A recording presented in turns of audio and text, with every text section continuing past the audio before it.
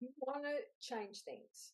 You want to get going or complete projects or tasks. You have plans, but you don't know where to start. Your get up and go has abandoned you. So many distractions get in the way, or you just feel stuck. Sound familiar? Hi, Robin here, and today our topic is procrastination and paralysis.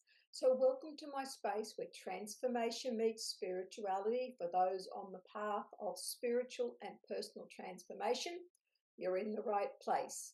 And check out some of my other videos and considering liking, subscribing, and particularly leaving comments. It really does help the channel. And don't forget to check out my book, Awake, Aware, Conscious, for more tools on living a more conscious life. All right, today's topic is one I needed the most at the moment. And I think if you are anything like me, you need it too. Today's video is all about how I plan to get past procrastination and paralysis. I'm setting myself a challenge, and if you are keen for the same, then join me on this journey to get a finished product and conquer procrastination and paralysis. Today, I'm going to break down the task and get a plan in place to help me get going. So let's first start with some background. I'm in the process of building an online workshop for personal transformation called The Awakening Journey. Now, this has been in the concept and planning stage for a while, but when we were living in a small cabin and building a house, the timing was not right and it stayed firmly in the planning realm. I now have a dedicated working space. A lot of obstacles are gone or minimized, and it's time to get serious and committed. So, what's stopping me? I'm paralyzed and procrastinating. While procrastination and paralysis are distinct concepts, they often intersect and exacerbate each other. It's important to understand how procrastination and paralysis work to help you spot what's really holding you back. Once you know where you're procrastinating, paralyzed, or both, you can then plan what steps to take to break free and get things done. So first, just let's do a quick look at the difference between the two so this makes more sense. Procrastination is when you delay or put off tasks, even though you know you should be doing them. It's like choosing to binge watch your favorite series instead of working on the important project. This often happens because of fear of failure, wanting things to be perfect, lack of motivation, or simply feeling overwhelmed.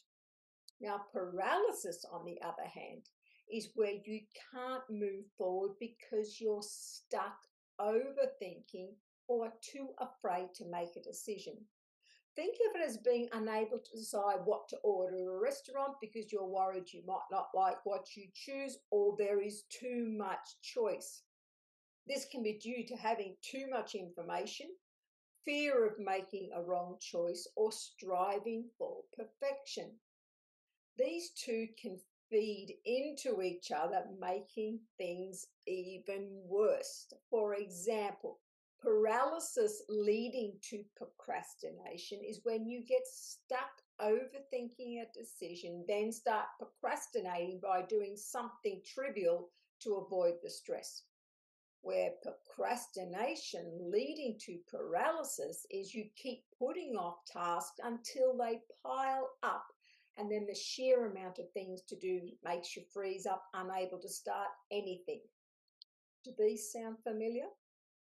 I know that I have both of these actively going on. Therefore, my plan needs to tackle both aspects.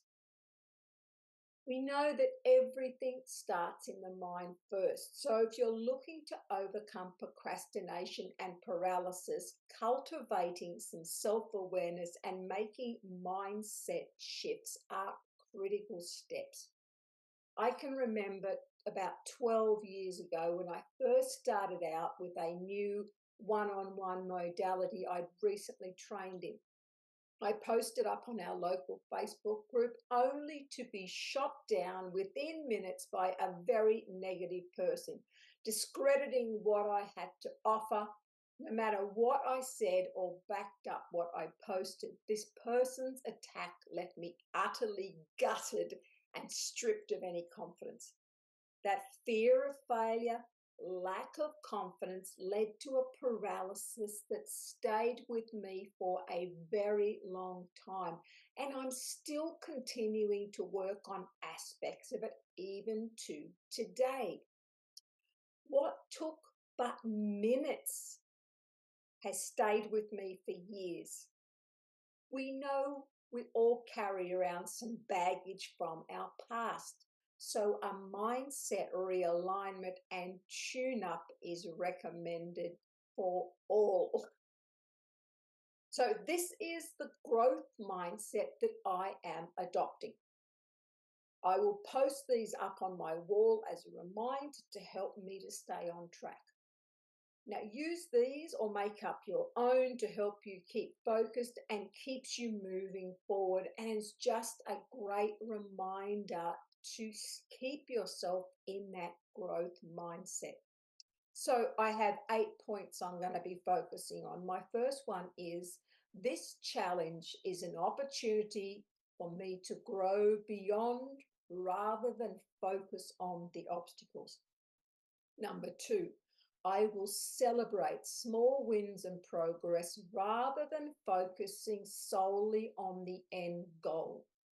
This helps me maintain motivation and reduces my fear of failure. Number 3, I replace negative thoughts with positive. Every day is a new day to get back on track. Number 4, persistence is key to overcoming procrastination and paralysis. Number 5, I understand that setbacks are a natural part of any journey and not a reflection of my worth. Number 6, mistakes are learning opportunities. Each mistake is a chance to improve and get closer to my goals. I am allowed to make mistakes so long as I learn from them. Number 7, excellence is about doing my best with no expectation of perfection. And number 8, how others judge me is a reflection of them, not me. Now, the next step that I have got my mindset realigning in a better direction is to get a plan in place. Clarity is key.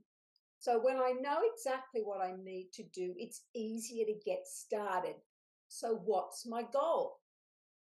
First, I need to break it down so it doesn't feel so overwhelming and I get paralyzed. Instead of focusing on the whole, I need to create a 10-week online course.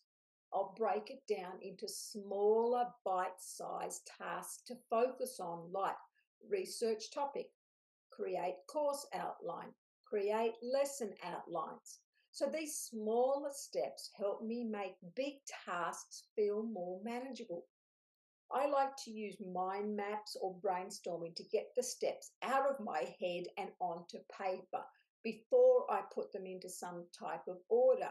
Now, this is my draft. I keep it flexible and adapt as I think of more things or change direction. But remember, every task I put on here has to support the outcome I want to achieve. So once I have broken down the task into bite-sized pieces, I can now create a step-by-step action plan so I can achieve the goals. Here are some tips that I found useful and I will be applying myself. I'm using SMART goals to provide clarity, direction, and to help me keep accountable. The goals need to be specific, measurable, achievable, relevant, and time-bound. For example, I will write a course outline by Wednesday. I need to prioritize tasks. Some things are more important than others on the to-do list. So I have two tools I could use. I categorize tasks as A, priority, B, important, or C, nice to do. The 80-20 rule. I identify 20% of the tasks that will produce 80% of my results. Now, by focusing on the high impact tasks, I make the most of my time and effort and I show results quickly. Win-win. And I will make sure to set milestones and checkpoints so I can track my progress and celebrate those little wins. Now that I have a framework, how am I going to keep on track? This is the sticky bit that gets most people. So I have 5 things I'm going to focus on.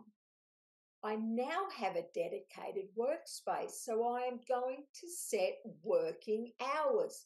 This is my job and I need to give myself time to get it done. The space has to be kept clear of clutter and quiet. To keep track and productive, I like to use some time management tools. I work for a 50-minute period, then break for 10 minutes. Toilet, drink, stretch. Some people like to use the 25-5 slot. Now, I do this in cycles of 4 before a longer break. This helps to maintain focus and prevents the burnout. I assign tasks so many number of time slots so tasks don't expand to eat up my whole day. And I find that when I know I've only got an hour slot to get something done, I will get it done. I'm going to minimize distractions. So inside the room, my phone and media are on silent when I'm working. At the end of each day, I'll review what I've accomplished and what I didn't so I can adjust my plan for the next day. I love to tick things off my list so I can see things are moving.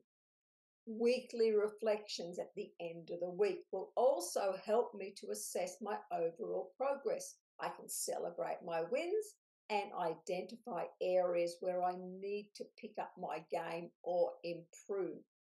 Now, having someone to keep me accountable can be a game changer.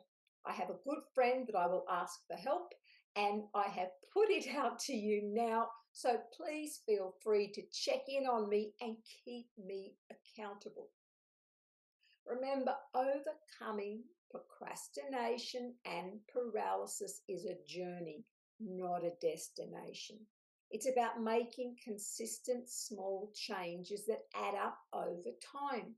By setting clear goals, managing time effectively, and being kind on yourself, you can break free of the cycle of inaction and start making some progress.